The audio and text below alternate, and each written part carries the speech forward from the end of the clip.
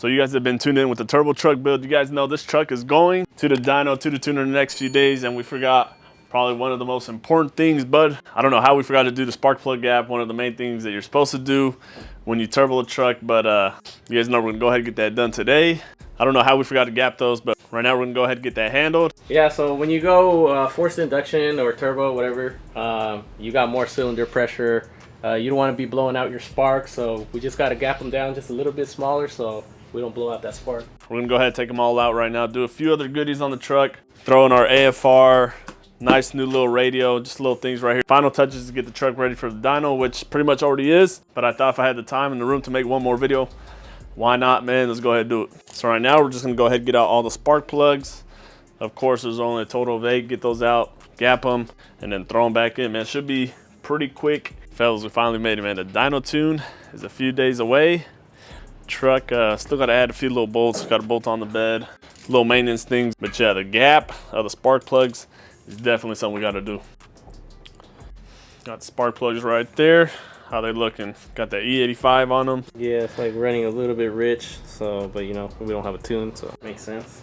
Got them right there. These are still relatively new. They're the same ones that I got from when I first tuned the truck, so they're still new. These probably have like 2,000 miles on them, 1,000 miles. So we'll do this side first and then get onto that side. So we're gonna go ahead and gap our spark plugs. So we're gonna go and probably try out 20 thousandths for our gap. That's what was recommended by our tuner. Yeah, so for a turbo truck, he actually recommended 18 thousandths, but our gauge doesn't go down that low, so 20 should be good enough. So we'll go ahead and do each spark plug 20 thousandths, get each one right, and then just throw them back into the truck.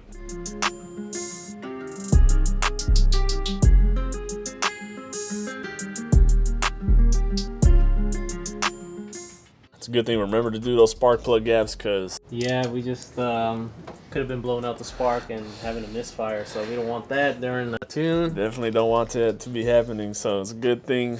I mean, we still got a few days till the tune, so we would have probably had to do it last minute. I mean, it doesn't take that long to do, but I'm glad that we remember now. That way we're not rushing trying to get it done. But that's it. We just got to throw them in and then be done with it.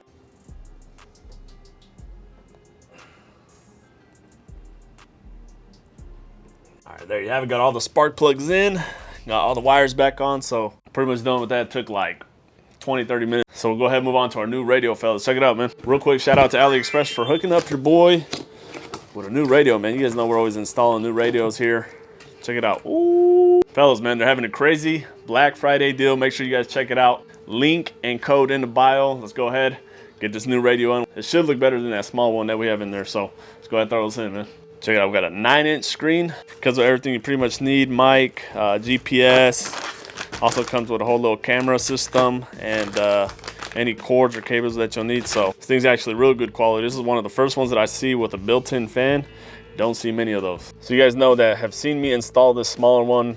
Thing works great. Just kind of wanted a bigger screen. If you don't mind the smaller one, it fits nice and flush. I do like that, but want to see how a bigger one would fit. If I don't like it, I can always just go back to this one. And what I like about having a screen like this, at least an Android, is we could figure out ways to get like info on here, like boost, or if we plug in something into the OBD, we could hook it up to this with Bluetooth. You could utilize the Torque app, and you could pull up you know, features with that through your OBD2 scanner, so it's pretty cool. Yeah, so you could do stuff like that on these. So I won't have that right away, but definitely down the line, having a big screen like this will look good and be useful for that. So I'll just plug in. Like I said, it should be the same plugs. That's the power. There you go, and they're all plugged in. Good to go. Let's go ahead and check it out. Not bad, man. Look at that.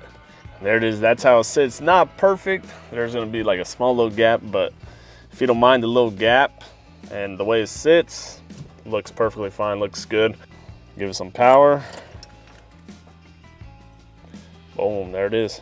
We'll have the 9-inch screen with the 1 gauge and the boost controller right there. It's gonna be a clean setup. Got the Apple CarPlay, check it out. Got our volume, play some music. Don't want to play too much because we don't want to get the copyright, but there you have it. Actually works pretty smooth. If we go home, you get the overall setup. If you want to go back to Apple CarPlay, you go there. There you have it though, nice little touch addition to the truck. Once again, shout out AliExpress for hooking us up with that. Now we'll go ahead and move on to the exhaust, bud. Yeah. Get that done, get that so. Well, the exhaust is pretty much almost done. The main thing that we have to do is the wastegate that you can see down there, is get that routed. So let's go ahead and do that. So with pretty much this right here, we should be able to get our wastegate done. We'll go ahead and just cut it up, get the shape that we need, get it on there, and be done with the exhaust. Because man, the exhaust has been a headache. It's a lot of work. It is. Fabrication all ain't easy. the cutting, all the shaping, man. If you guys have never dealt with making an exhaust or dealing with one at all, man, stay away from it. Stay away from it. But of course, we got to get this thing done, man. So like I said, with these 2 pipes, we should be able to get the shape that we need for the wastegate. We're going with 2.5-inch piping. So first we got to cut it up. And to do that, once again, shout out AliExpress, man. Check out the link and the code in the description. They went ahead, hooked us up with this pipe saw. So we'll go ahead, get the shapes that we need and cut a lot easier, man. It's gonna definitely make making exhaust easier in the future. Let's go ahead and do it. Definitely a solid saw. Comes with this little area to hold your piping, get the angles and shapes that you need.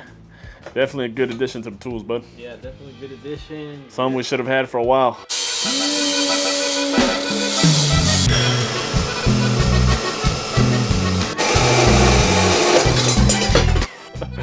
Damn! Nah, I think the speed was a little too slow. We're gonna speed it up.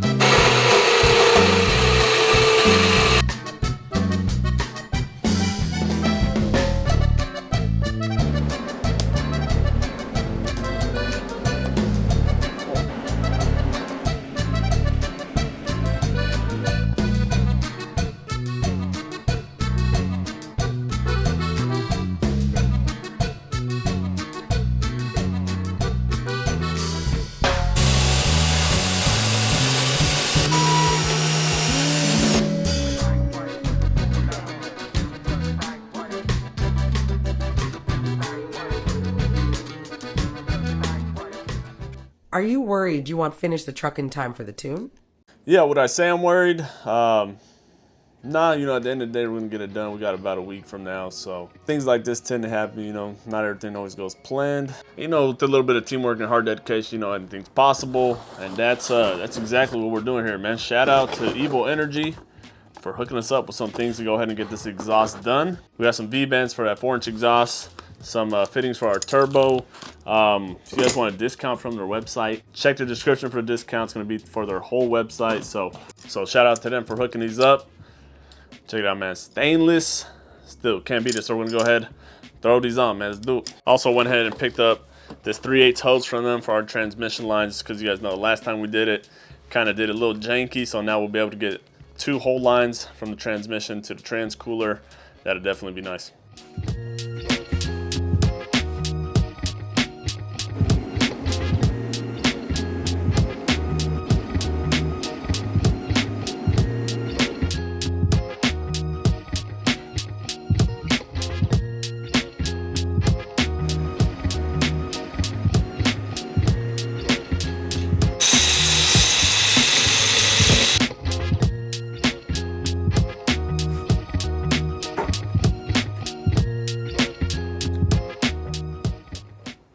Damn, and there you have it. After all that damn welding, bunch of welding, shitload of welding, finally got pretty much everything pieced up all together. Got the back end of the exhaust right here, bud. A lot of work, but we got it done, man. We got it done. They're starting to look a little bit better after the 4th time of TIG welding, but you know, we still got progress to be made. And yeah, I see it, man. So we're gonna go ahead and throw everything on. We got our DI exhaust wrap soaking in some water right here. It says online that you don't have to soak theirs, but we're doing it just to be safe. Just might as well do it. And then finally throw everything in and be done with this shit, man. Fucking overworking on this shit for now. We've put in so much time and hours into this truck. You guys know it's finally done though, man. Finally get this damn truck to the tuner. So right now we're just going around the whole truck, making sure fitment is good with all the piping before we go ahead and wrap it up and get that DEI wrap on there. That way we don't have to take nothing off or move anything anymore. So right now, like I said, we're getting the wrap onto our exhaust. Already got the down pipe. Now we'll use the rest for the wastegate. That's right here. Not doing the whole thing. Probably just like half of it, because this shit is expensive, man. At least the real stuff from DEI. If you get the fake stuff, it's cheaper. But yeah, we got like half of this one wrapped up. After that, we'll pretty much just throw it in. Call it a done deal, man.